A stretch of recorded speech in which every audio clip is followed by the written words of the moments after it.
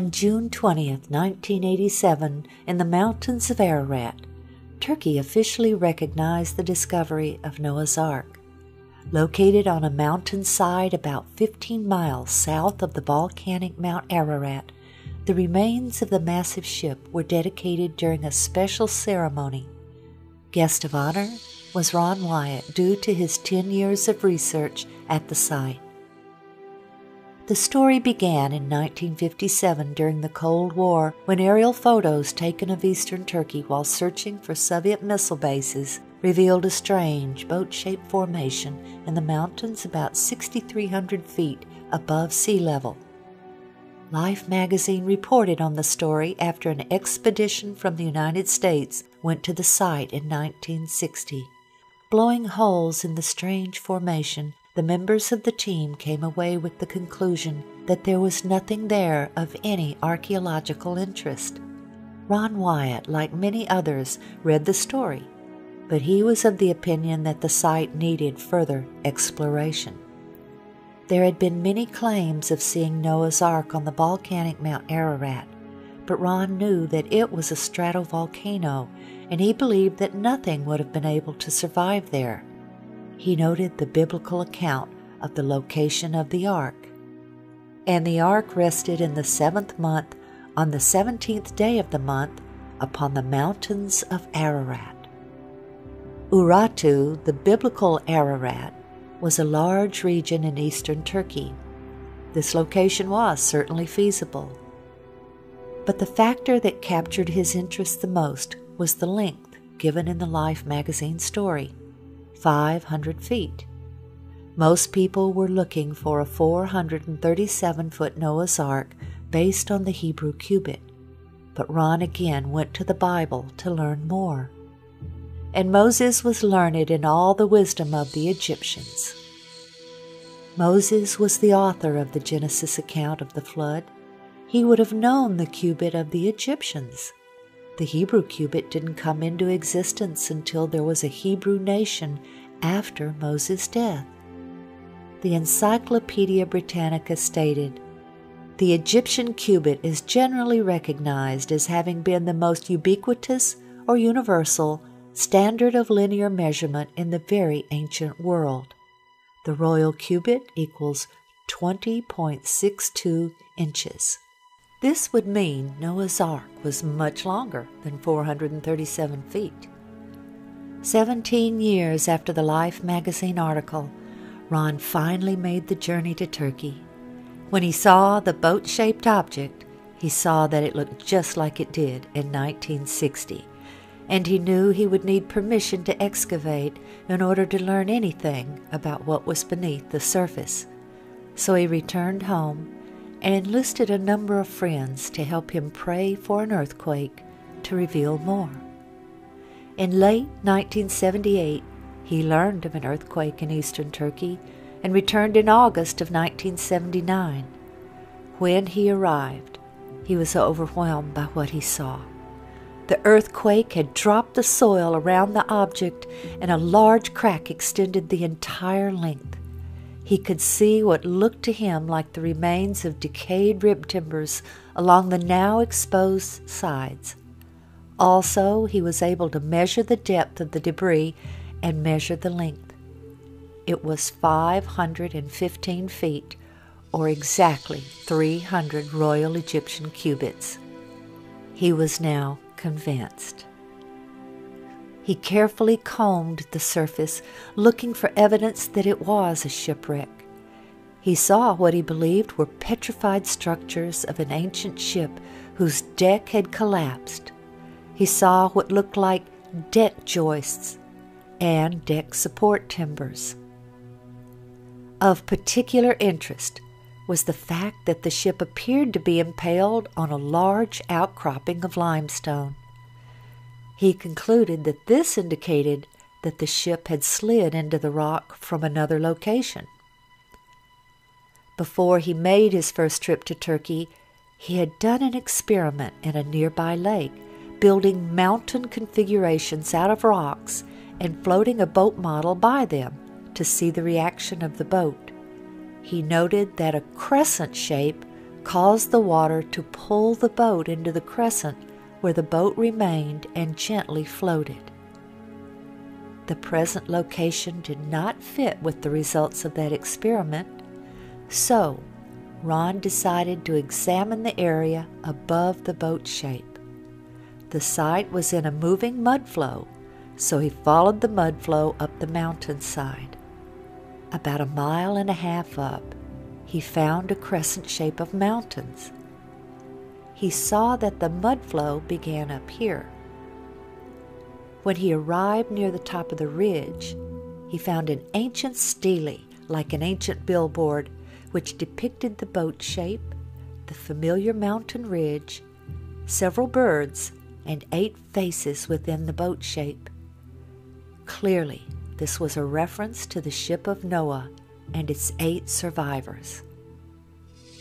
He noticed a taller mountain peak on the stele that was no longer visible from that location. He concluded that it was a small volcano that had erupted long after Noah's Ark had landed, and that it had carried the ship down the mountainside about 1 mile, where it was impaled on the limestone outcropping, then covered in lava. The lava then encased the ship like a time capsule. The volcano then collapsed after expending its lava and was no longer visible. He then theorized that as the lava began to decay, water seeped in and allowed the remains to be petrified or fossilized by the process called mineral replacement. Molecule by molecule would be washed away from the remains and replaced by molecules from the objects and substances above it. As he examined the area within the crescent shape, he found a large section, 120 by 40 feet, approximately, of what appeared to be fossilized wood in the ground. He believed this to be the bottom of the ship, the original landing site. His conclusion was that when the floodwaters subsided, the ark sank into the muddy earth. This held the ship upright. Then God sent the wind to dry the face of the earth. The portion of the ship that sank into the mud was now firmly embedded in the ground. Many years later, when the lava carried the ship down the mountain, the main body of the ship was ripped loose. Only this section remained in their original location. Around this area that Ron believed to be embedded petrified wood, he found specimens of rock which looked very unique to him. He took several samples, along with several specimens from the boat shape below. Back home, he sent them for analysis. The results showed organic carbon, which indicated that the samples were consistent with decayed and fossilized wood. They also contained metals such as iron and aluminum. The analysis of the strange-looking rock Ron had found about 1.5 miles above the site by the bottom of the ship was clearly the most exciting. His initial analysis had shown it to be metals and not rock. In 1984, Ron met and became friends with Colonel Jim Irwin, the former astronaut. Colonel Irwin was searching for Noah's Ark on Mount Ararat, but he was very gracious and was interested in seeing the boat-shaped site. Ron had brought a metal detector to the site to see if there was a pattern of metal readings. In the presence of Colonel Irwin and others on his team, Ron employed the detectors. He found distinct metal lines down the entire length of the object, while no metal readings were obtained just outside of it. Ron asked Colonel Irwin, who had impressive scientific community connections, if he could have the strange specimen tested. Colonel Irwin sent the specimen to Los Alamos National Labs, where geophysicist John Baumgartner performed the analysis. The results of that analysis captured Dr. Baumgartner's interest. The specimen contained manganese, also titanium and aluminum, among others, and these were not in the form found in nature. Due to the sophistication of the metals, he questioned whether a missile had crashed on the mountainside and Ron had found the remains. The exciting evidences of the metal lines and the analysis of the specimens brought two new researchers into the work, Dr. Baumgartner and David Fasold, a marine salvage expert who knew all about ships and their construction. They both joined the team. Oh, look at that. Oh, well, wait a minute. Wait, let me get a close-up of that. Kind of, You want my hand in there for? Yeah, just to point at those little flakes of iron that are coming out, like right there. There and there. Huh. That's a strong reading.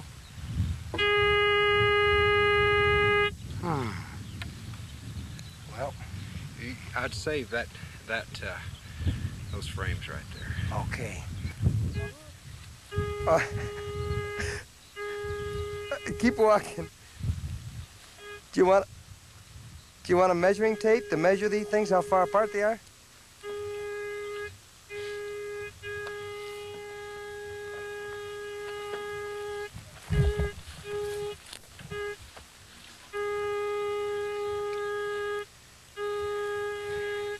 John, as a scientist, might I take the liberty here to ask you, do you really honestly believe that you have been on the remains of Noah's Ark? I have no doubt in my mind. This has to be a man-made structure. It's full of metal. The metal has a regular pattern to it, and the size of the thing and the shape of the thing is such that it's almost certainly a large boat. Dr. Baumgartner and Ron scanned the entire site with 3 different types of metal detectors. Placing rocks at each metal reading, they then attached tapes to show the lines. This exciting evidence also attracted the interest of ABC's 2020. The boat-shaped site was first found and photographed by a Turkish army captain back in 1959. It was quickly explored and dismissed as a freak of nature. But Wyatt, an amateur archaeologist, rekindled interest in it a few years ago. He brought in Dave Fasold, a marine salvage expert, to assess it. The Doomsday Mountain team brought in some high technology to explore the oldest legend of man. They began scanning their site with a molecular frequency generator. It's a device used by surgeons to pinpoint cancer tumors, and it's been used by Fasold to locate underwater treasure. This time, the molecular frequency generator began to pick up a unique pattern of iron lines beneath the earth. Okay, bring that one up. They began placing ribbons along those lines. The finished shape, outlined by the ribbons, was that of a huge ship, the approximate length and width of Noah's Ark, as described in the Bible.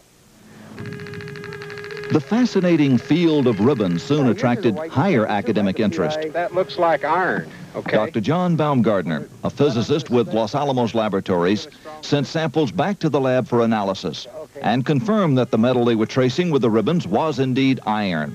With the width and the length known, the only remaining question was depth. By locating the depth of the hull, they could determine if the boat-shaped object had the cargo capacity described in the biblical ark. To resolve this final issue, Wyatt and Fasold brought geologist Tom Finner to Turkey with his company's heavy-duty subsurface radar equipment.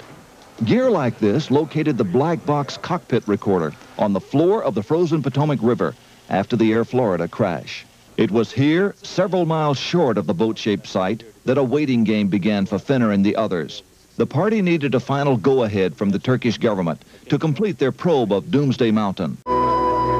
The restrictions of martial law left the American explorers isolated from the outside world. Not even a telephone. Yeah. Anyway, we're going to hang in like smell on a skunk till there's nothing left to get this done. hanging like the smell in a skunk. The Turkish government stopped the exploration. What now? Since we were there, Barbara, things have cooled down, and they've sent their own team of scientists in to take a look at this site. It's a very fascinating location. While Turkish scientists and archaeologists did their own research, Ron and his associates continued their work. The next step was subsurface interface radar. There's the longitudinal bulkheads. You ought to see them popping out, Ron. Yeah, there they are. Here. There's Yeah. another one. There's the keel line right there. Yeah.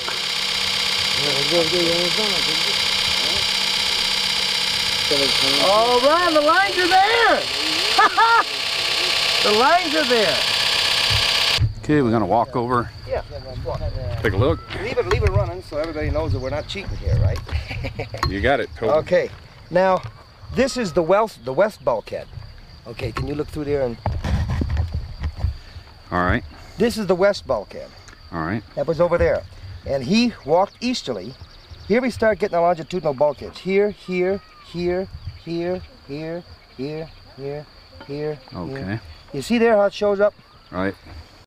The initial scans were very impressive, showing internal structure consistent with bulkheads and rooms.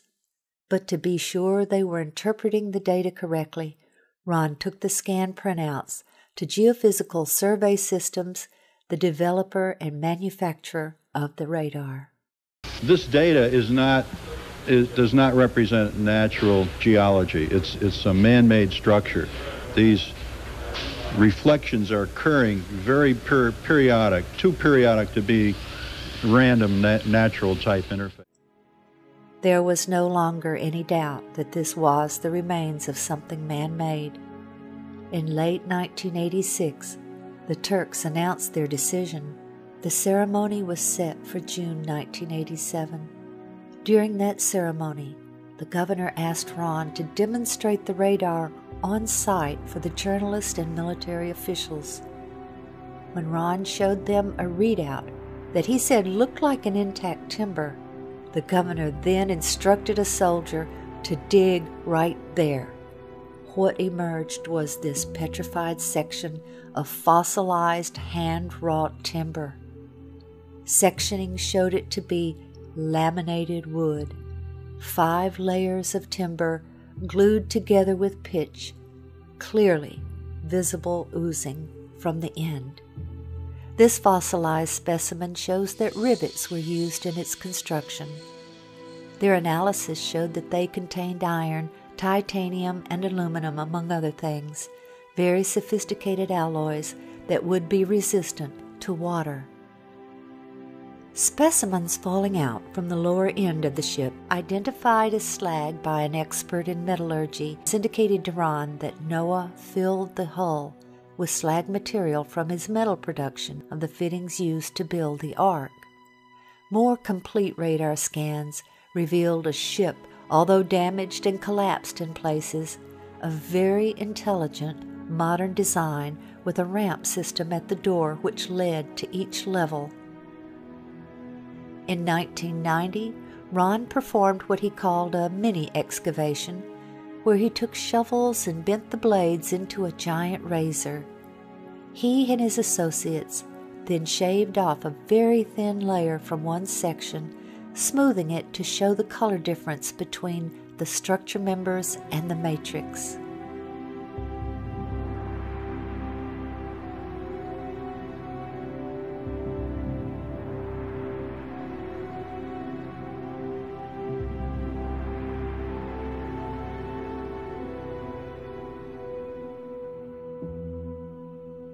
By faith, Noah, being divinely warned of things not yet seen, moved with godly fear, prepared an ark for the saving of his household, by which he condemned the world, and became heir of the righteousness which is according to faith.